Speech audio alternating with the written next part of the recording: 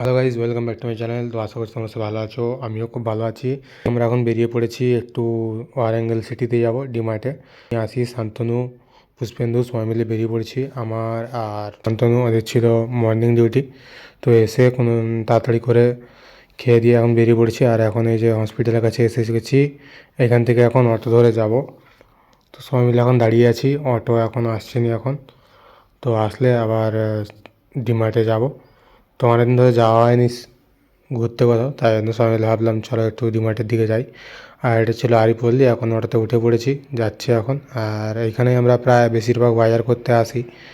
আমাদের রুমের আশেপাশে সেরকম কোনো দোকান নেই, তাই জন্য যা কিছু কেনার হয় এখানে আসি। আমাদের রুম থেকে প্রায় হেঁটে লাগে 10-15 মিনিট, তো অটোতে চলে আসি মাঝে মাঝে, নাহলে হেঁটেও আসি। আর সেরকম ঘুরতে যাবার বলতে সেরকম কোথাও যাওয়া হয় না, ডিউটি থাকে, তাই জন্য সেরকম বেরানোও হয় না। আর ঘোরার সেরকম প্লেস নেই এখানে ঘুরতে যাবো, তাই জন্য আজকে সকালে সকালে ভাবতেছি, তাই জন্য বেরিয়ে পড়ছিলাম।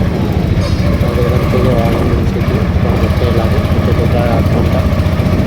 তাই জন্য একটু আজকে সবাই মিলে সময় করে বেরিয়ে পড়ছিলাম। কিছু খাওয়ার দাওয়ার কিনবো, তাই জন্য এখানে ডিমার্টে চলে এসেছি।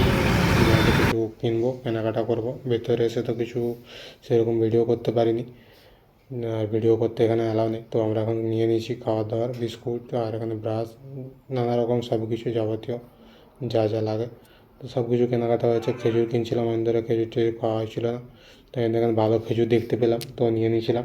আর এখন ডিমার্ট থেকে বেরিয়ে পড়েছি, এখন যাচ্ছি একটু মুড়ি কিনবো বলে। তো এখানে মুড়ি সেরকম পাওয়া যাচ্ছিলো না, প্যাকেট মুড়ি, লুজ মুড়ি পাওয়া যাচ্ছিলো না।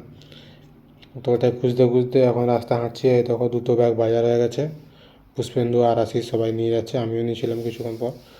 তো আর কিছু একটু চা খাবো, চা খেয়ে যাবো রুমের দিকে। তারপরে দেখো যে রুমে চলে এসেছি, বেশি রাত করিনি, কারণ ওপাশ থেকে অটো এরকম এই সময় আসবে না এত দূরে। তো এখন সবাই মিলে চলে এসেছি, আর যে যার জিনিসপত্র সব এখন হিসাব হবে, ক্যালকুলেট করে যা জিনিস সব ভাগ হবে। তো এই দেখো রুমে সব রেখে দিয়েছি সকলের জিনিসপত্র, আমাদের 4 জনের জিনিস: ছোলা, কুড়কুড়ে চিপস,